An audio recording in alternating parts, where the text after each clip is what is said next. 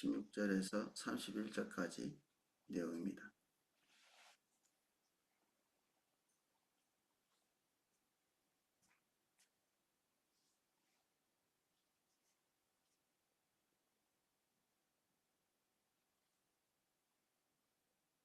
사도행전 28장 16절에서 31절까지 내용입니다. 제가 내용을 읽어보겠습니다. 우리가 로마에 들어가니 바울에게는 자기를 지키는 한 군인과 함께 따로 있게 허락하더라. 사흘 후에 바울이 유대인 중 높은 사람을 청하여 그들이 모인 후에 이르되, 여러분 형제들아, 내가 이스라엘 백성이나 우리 조상의 관습을 배척한 일이 없는데 예루살렘에서 로마인의 손에 죄수로 내어준 바 되었으니 로마인은 나를 신문하여 죽일 제목이 없으므로 석방하려 하였으나 유대인들이 반대하기로 내가 마지 못하여 가이사에게 상소하며 내 민족을 고발하려는 것이 아니니라. 그러므로 너희를 보고 함께 이야기하려고 청하였으니 이스라엘의 소망으로 말미암아 내가 이 쇠사슬에 매인 바 되었노라. 그들이 이르되, 우리가 유대에서 내게 대한 편지도 받은 일이 없고 또 형제 중 누가 와서 내게 대하여 좋지 못한 것을 전하든지 이야기한 일도 없느니라. 이에 우리가 너의 사상이 어떠한가 듣고자 하니 이 파에 대하여는 어디든지 반대를 받는 줄 알기 때문이라 하더라. 그들이 날짜를 정하고 그가 유숙하는 집에 많이 오니 바울이 아침부터 저녁까지 강론하여 하나님의 나라를 증언하고 모세의 율법과 선지자의 말을 가지고 예수에 대하여 권하더라. 그 말을 믿는 사람도 있고 믿지 아니하는 사람도 있어 서로 맞지 아니하여 흩어질 때에 바울이 한 말로 이르되, 성령이 선지자 이사야를 통하여 너희 조상들에게 말씀하신 것이 옳도다 일렀을 때 이 백성들에게 가서 말하기를, 너희는 듣기는 들어도 도무지 깨닫지 못하며 보기는 보아도 도무지 알지 못하는도다. 이 백성들의 마음이 둔하여져서 그 귀로는 둔하게 듣고 그 눈은 감았으니 이는 눈으로 보고 귀로 듣고 마음으로 깨달아 돌아오면 내가 고쳐줄까 함이라 하였으니, 그런즉 하나님의 이 구원이 이방인에게로 보내어진 줄 알라. 그들은 그것을 들으리라 하더라. 바울이 온 이태를 자기 집에 머물며 자기에게 오는 사람을 다 영접하고 하나님 나라를 전파하며 주 예수 그리스도에 관한 모든 것을 담대하게 거침없이 가르치더라. 아멘. 바울이 가는 곳마다 반대하는 사람이 많아서 바울의 그 마음속에 아마 이 부정적인 마음이 미리 이렇게 깔려있는 부분이 있었던 것 같습니다.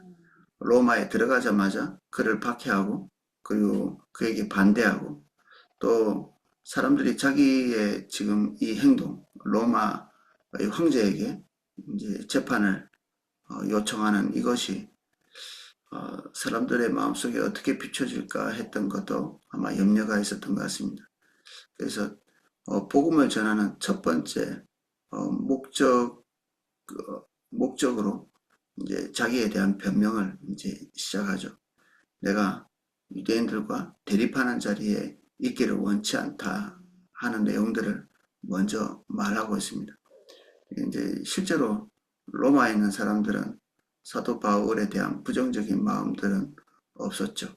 이 바울이 전하고 있는 복음이 유대인들에게 반대를 받는다는 이 포괄적인 내용들 정도 알고 있었을 뿐이지, 유대인들이 예루살렘에서 바울을 반대하고 배척하고 했던 이런 소식들은 이제 몰랐던 것 같습니다.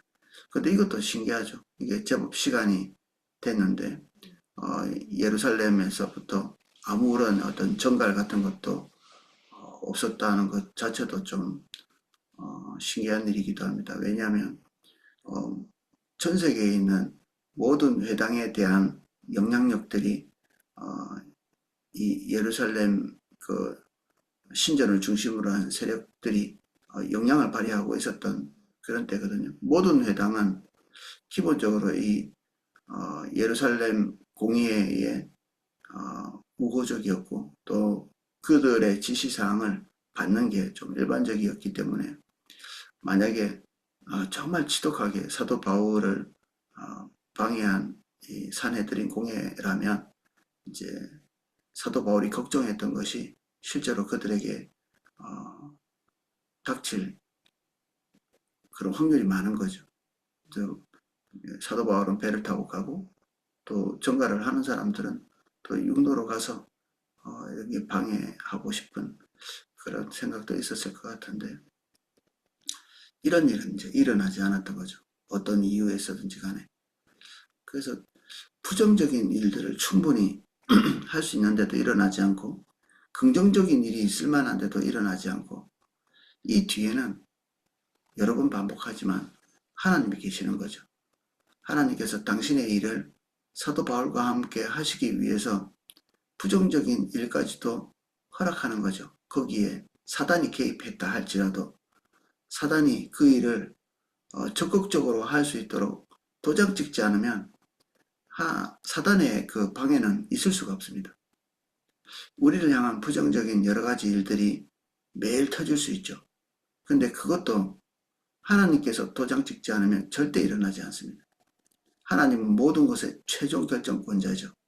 하나님의 주권을 벗어난 일은 그게 사단이든 대적자든 아무것도 할 수가 없습니다. 그래서 이 세상에 일어나고 있는 모든 부정적인 일들은 그들이 하나님을 대적하는 일이라고 이렇게 포괄적으로 포함한다 할지라도 하나님께서 그것을 방치하지 않으면 일어나지 않습니다. 하나님이 막고자 하시면 얼마든지 막을 수 있고 하나님이 열어두셨기 때문에 그들이 하나님을 적극적으로 대적하고 있는 거죠. 그러나 그 위에서 하나님께서 계획하신 일들은 그 대적으로 말미암아 또는 방해로 말미암아 막히지 않는 거죠. 사단이 활동하면 활동할수록 오히려 그것이 하나님 나라를 더욱 확장하게 되고 긍정적이고 부정적인 모든 것을 다 포함해서 하나님은 그 모든 것을 사용해서 하나님의 뜻을 이루어 가시는 거죠. 오늘 상식적으로 생각하면 바울을 대적하는 유대인들 산헤드린 공회에서 사도 바울을 적극적으로 막고 사도 바울이 복음 전하지 못하도록 어떤 선제적 조치를 취할 수도 있는 그런 상황인데 사도 바울이 예상한 것 같이 전혀 그런 일이 일어나지 않았다. 여기에서 우리는 부정적인 일 아니면 긍정적인 일 모든 것이 하나님의 주권에 속해 있다는 것을 다시 한번 확인할 수밖에 없죠. 그리고 이 유대인들이 사도 바울에게 나와서 지금 전해지고 있는 이 복음의 소식에 대해서 알고자 했습니다. 사도 바울의 소문이 로마에까지도 계속해서 이렇게 미치고 있었던 거죠. 사도 바울은 로마에 간 적이 없죠. 편지 한 장 보내고 몇 명의 사람들과 교제가 있었던 것 정도가 이 성경에서 확인할 수 있는 정보라고 할 수 있습니다. 그런데 그에 대한 소문은 어찌된 영문인지 이렇게 로마인들에게 그리고 특히 유대인들에게 이미 다 알려져 있는 그런 상태였죠. 하나님께서 주님의 인도를 따라가는 우리를 항상 꼭꼭 숨겨두는 것이 아니라 항상 등경 위에 있는 그 등불같이 그리고 모든 사람이 볼 수 있는 맛볼 수 있는 소금과 같이 항상 우리를 노출된 자리에 두십니다. 우리를 항상 보고 있고 우리가 내고 있는 짠맛을 항상 맛보고 있는 우리가 있는 가까운 곳이나 먼 곳이나 우리가 인식하고 있는 곳이나 인식하지 못하고 있는 것이나 하나님은 우리를 통해서 당신이 하고자 하는 일들을 우리가 아는 영역에서도 또는 알지 못하는 영역에서도 지금도 일하고 계신다. 저는 종종 제가 알지 못하는 사람으로부터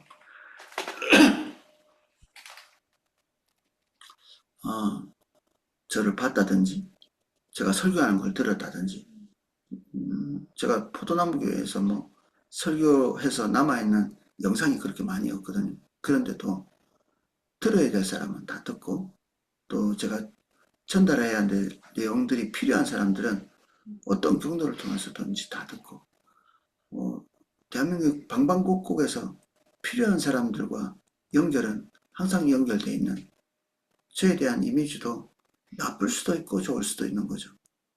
제 평판이 좋을 수도 있고 나쁠 수도 있습니다. 그러나 하나님께서 그 위에서 나의 개인적인 평판과 함께 때로는 좋게 때로는 나쁘게 역사하시면서 하나님의 일은 당신이 주권을 가지고 일하고 계시는 거죠. 그래서 걱정할 것도 염려할 것도 없이 주님 앞에서만 행동하고 주님 앞에서만 결정하는 것이 우리의 행동 지침이 되는 게 올바르죠. 정말 내가 한번 가본 적도 없는 그런 지역에서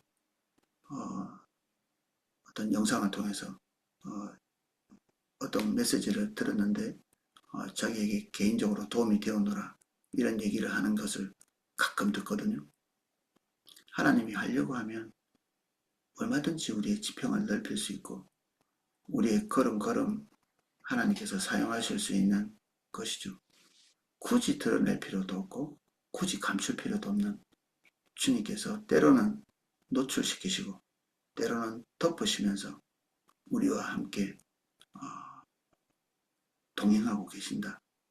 사도 바울도 하나님께서는 때로는 부정적으로 때로는 긍정적으로 사도 바울은 자기 자신에 대해서 이야기하면서 때로는 유명한 자요 때로는 무명한 자 이런 얘기를 하고 사도 바울의 자기 자신의 처지를 어떨 때는 만물의 찌꺼기 같은 느낌을 갖는다 이런 얘기도 하죠. 그리고 또 한면에서는 천사들과 사단과 세상의 사람들에게 내가 구경거리 같은 느낌이 든다 이런 얘기도 하거든요. 사람들이 다 쳐다보고 있는 거죠. 그가 힘든 일, 어려운 일, 또는 복음 전하는 일, 그리고 하나님의 위대한 기적적인 어떤 복음 전파와 치유 사역과 그리고 기적적인 이사 이런 일들이 다 포함돼 가지고 사람들이 자기의 인생을 구경하고 있는 것 같다. 또는 사단도 천사도 다 구경하고 있고 자기는 그걸 통해서 영광을 누린다기보다는 가는 곳마다 고달픈 일이 있고 힘든 일이 있고 그래서 자기의 삶을 총평하건대 내가 만물의 찌꺼기 같은 느낌이 든다 이런 얘기도 했습니다. 그래서 우리는 우리 자신의 삶을 그냥 내가 원하는 곳에 둘 수는 없습니다. 내가 원하는 곳. 어른들 나이가 많을수록 내가 저 시골에 가서 좀 편안하게 여생을 보내고 싶어 이런 생각도 들고 또는 젊은 사람들도 돈 많이 벌어서 어딘가 이렇게 내가 원하고 좋아하고 기뻐하는 것 해보고 싶다 이런 어떤 열망 같은 것들을 가질 수 있죠. 그러나 하나님의 뜻은 내 뜻과 다르고 내 인생은 내 것이 아니라 하나님의 것이기 때문에 내가 원하는 대로 형통하게 풀려가지 않습니다. 나의 형통은 빨리 쓰레기통에 버리는 게 좋습니다.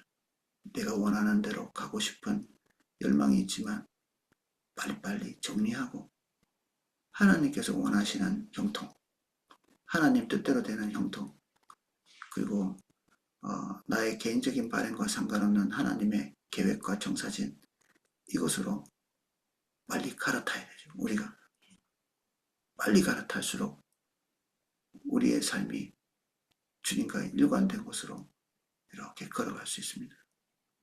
우리의 소망이 끼어들면 끼어들수록 우리 인생이 복잡해지죠. 우리 생각이 복잡해지고 감정이 복잡해지고 그 주님 인도 따라가는 사람은 말로 다 할 수 없는 단순함의 기쁨을 누리게 됩니다. 복잡하지 않고 형통하지 않을지 모르지만 평안을 잃지는 않습니다. 하나님께서 뒤에서 지지하고 후원하시는 것들을 항상 느끼죠. 자기 등 뒤에 주님이라고 하는 큰 존재가 뒷받침하고 있다는 사실이 우리를 항상 평안 속에 있도록 만들어주는 거죠. 사도 바울을 찾아서 사도 바울이 그렇게 자유롭지 않은 사람이었죠. 죄수의 신분이니까. 그런데 이 안에서도 사도 바울이 복음을 전할 수 있는 조건은 이루어집니다. 여기에서 셋집에 있었다 이렇게 얘기했는데 셋집 이렇게 얘기하면 전세방이죠. 아니면 또 월세방이든지. 제가 옛날에 다큐를 보면서 사도 바울이 있었던 셋집을 봤는데 그냥 크지도 않은 조그마한 이 창이 하나 있는 그런 방에서 사도 바울이 있었던 것은 아닐 수도 있겠죠. 조그마한 책상 하나 그리고 누일 수 있는 그런 침대 하나 이렇게 있는 방이 사도 바울의 방이다 이렇게 나오더라고요. 아마도 보편적으로 로마 사람들의 셋집이다 이렇게 생각하면 그 정도겠죠. 그래도 감옥에 있지 않고 셋집에 있었기 때문에 사도 바울은 어느 정도 건강을 유지하고 사람들과 만남을 지속적으로 가지고 사도 바울이 아는 사람은 없었겠죠. 근데도 신기하게도 사람들이 찾아오는 거죠. 사도 바울이 누구를 안다고 찾아다니겠습니까? 사도 바울이 하나님의 인도를 따라서 가고 하나님이 있으라고 한 자리에 있고 하나님의 그 뜻에 따라서 자신의 삶을 드린 상태로 이렇게 방치하면 나머지는 하나님께서 다 행하시는 거죠. 사람들이 2년이나 끊임없이 찾아와서 사도 바울이 가지고 있는 복음을 듣고자 하는 우리도 하나님의 일을 하려면 어떻게 해야 될까? 그게 중요한 게 아니라 주님과 나와의 개인적인 관계 안에서 내 삶을 들여놓는가? 이게 제일 중요하고 나머지는 하나님께서 하십니다. 우리는 한 발만 가면 됩니다. 주님이 하라고 한 것 하나만 하면 하나님께서 나머지는 다 책임지시고 하시고 또 우리가 얼마나 또 백방으로 뛰어다녀야 하나님의 일을 이룰까? 아니요. 우리는 하나님으로부터 지시받은 것 그것들만 하면 나머지 99%는 하나님께서 우리의 등을 성령의 바람으로 이렇게 떠밀어 가듯이 하나님께서 다 이루어 가십니다. 어떤 장로님이 자기 인생을 이렇게 뒤돌아놓고 보니까 내가 하나님의 일을 하기 전에는 어떻게 하나님의 일을 이렇게 다 할까 이렇게 생각했지만 자기 인생을 다 지나가고 보니까 자기가 한 번 이렇게 움직였더니 하나님께서는 나머지는 그냥 등 떠밀듯이 바람이 불어오듯이 그리고 조그만한 배가 바람에 떠밀려서 이렇게 항해를 하듯이 그렇게 하더라 이렇게 고백하더라고요. 그게 하나님의 사람이 가는 길이죠. 하나님께서 그냥 모든 것들을 책임지시고 인도하시는 우리는 순종만 하면 된다. 우리의 뜻 내리고 그 바람이 불어오는 것과 반대 방향으로 가는 것. 내 뜻대로 가는 게 반대 방향으로 가는 거거든요. 내가 원하는 것을 찾아가는 것이 반대 방향으로 가는 것입니다. 그렇게만 가지 않으면 내 뜻만 내리면 주님 뜻 아래서 내가 순종만 하면 주님은 우리를 통해서 하실 일을 단 하나도 남김없이 다 이루어 가십니다. 물론 로마에서도 모든 사람이 다 복음을 받아들인 것은 아니죠. 근데 바울은 이런 것들에 크게 개의치 않습니다. 사도 바울에게 맡겨져 있는 복음이 누구에게는 전해지고 누구에게는 버려지는 것이었지만 사도 바울은 그것에 대해서 또 익숙한 것 같습니다. 그래서 버리는 사람들을 향해서 하나님의 말씀을 적용하죠. 하나님이 눈을 감게 하셨구나. 어떻게 저 사람들은 복음을 안 들을 수 있을까가 아니라 못 듣도록 눈을 가려셨구나. 그러나 그 눈이 가려진 사람에게는 재앙이죠. 사도 바울의 복음을 거부하는 순간 사실은 그 사람들은 심판을 선택한 거라고 볼 수 있습니다. 복음을 받는 자는 그 순간에 구원을 보장받은 것이고 사도 바울의 복음을 거절하는 자는 마지막 날에 있을 하나님의 심판을 이미 받아들인 거죠. 우리가 별것도 아닐 수도 있지만 우리가 가지고 있는 복음은 별것도 아닌 것이 아닙니다. 우리가 주님 안에서 하는 모든 행동들이 우리의 복음을 듣고 반응하는 반응에 따라서 생사가 갈리는 우리의 복음은 사람의 운명을 가르는 거죠. 때로는 어둠 속에 영원히 있게 되고 때로는 빛 가운데로 나아오는 길이 되죠. 우리가 가지고 있는 복음은 약하지 않고 위대하죠. 사도 바울이 이때 동안 거침없이 말씀을 전했다. 이렇게 정리하고 있습니다. 누가의 기록이었겠죠. 사도 바울의 기록이라기보다는 사도 바울이 행하고 있는 일들에 대한 마무리가 없는 것으로 유명합니다. 사도행전 28장은 하나님 나라를 전파하여 주 예수 그리스도에 관한 모든 것을 담대하게 거침없이 가르치더라. 사도 바울이 지금 현재 하고 있는 일들을 그냥 기록하고 그것으로 끝내고 있죠. 위에도 똑같습니다. 32절까지 포함해서 읽어보면 바울이 온 이태 2년 정도를 자기 셋집에 머물며 자기에게 오는 모든 사람을 몽땅 다 영접했다. 오는 사람 마다하지 않고 굳이 자기를 숨기지 않고 그대로 하나님이 인도하시는 대로 자기를 그 자리에 두면서 복음을 계속 전하고 자기가 알고 있는 것 나누고 할 수 있는 모든 것들을 다 하고 있는 사도 바울의 모습은 이 그대로 우리에게 전달되어 있습니다. 우리에게. 그래서 사도행전 28장의 마무리에 사도 바울이 하고 있는 모든 행동들이 하나님으로부터 온 것이고 사도 바울은 이후에 어떻게 됐는지 기록도 안 돼 있죠. 기록이 안 돼 있습니다. 전승에 의하면 여러 가지 전승이 있더라고요. 서바나까지 갔다 왔다.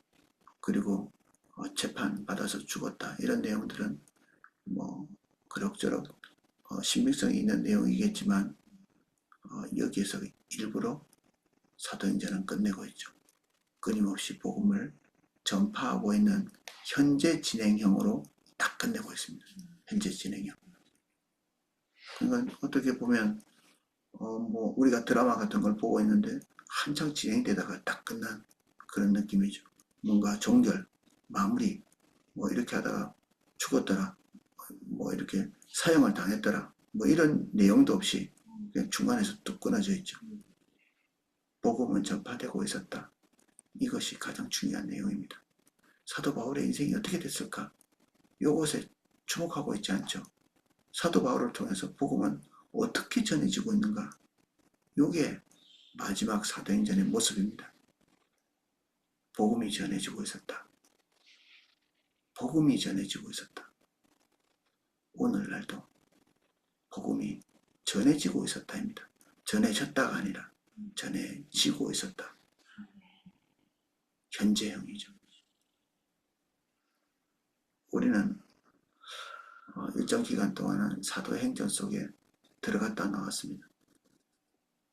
이제 사도행전이 종결되고 끝난 게 아니라 사도행전이 우리의 삶으로 나와야 될 때가 된 거죠. 우리가 처음에는 사도행전으로 들어갔다고 볼 수 있고 구경했다고 볼 수 있습니다. 근데 이제 사도행전이 걸어서 우리에게 나옵니다. 그리고 그 사도행전이 우리가 되죠. 오늘 하나님의 성령은 우리의 일상과 함께 역사하시기를 원하십니다. 오늘 여기까지 살펴보겠습니다. 우리가 사도행전을 읽으면서 사도행전에서 일어나고 있는 여러 가지 일들을 대단히 부러워했습니다. 어떻게 이런 일이, 이런 영광스러운 일이, 이런 소중한 일이 일어날 수 있었을까? 우리가 그 시대, 그 정황, 그 입장에 있었으면 좋겠다는 생각도 들었습니다. 근데 이제 마지막 사도행전을 마무리 짓는 이 지점에서 하나님의 성령께서 우리에게 걸어 나오십니다. 사도행전은 우리와 함께 계속되고 사도 바울과 함께 있던 이 하나님의 복음은 우리와 함께 있어서 사도 바울의 입을 통해서 역사하신 하나님의 역사는 여전히 우리의 입을 통해 사도 바울의 손을 통해서 역사하신 그 놀라운 기적과 이적, 그리고 그의 수고, 이 모든 것들이 동시에 하나님의 성령에 의해서 우리에게 동일한 방식으로 일어날 것을 믿습니다. 주님 마음껏 역사하시옵소서. 주님 뜻하신 모든 것들을 행하시옵소서. 사도행전은 지금도 하나님의 백성, 전 세계에 흩어져 있는 모든 자들에게 역사하고 계십니다. 우리가 이 사도행전의 또 다른 주자가 되기를 원합니다. 우리가 이 세대에 이 복음의 마지막 주자가 될 수 있도록 은혜를 주십시오. 복음이 전파되기까지는 주님 모시지 않는다고 말씀했습니다. 하나님께서 우리에게 보내신 이곳이 땅끝인 양 우리가 복음 전할 수 있게 열어주십시오. 주님 신뢰합니다. 여기 함께 모여서 이 사도행전을 주목하고 있는 모든 사람들의 삶에 사도행전의 삶을 인쳐주십시오. 예수님 이름으로 기도합니다. 아멘.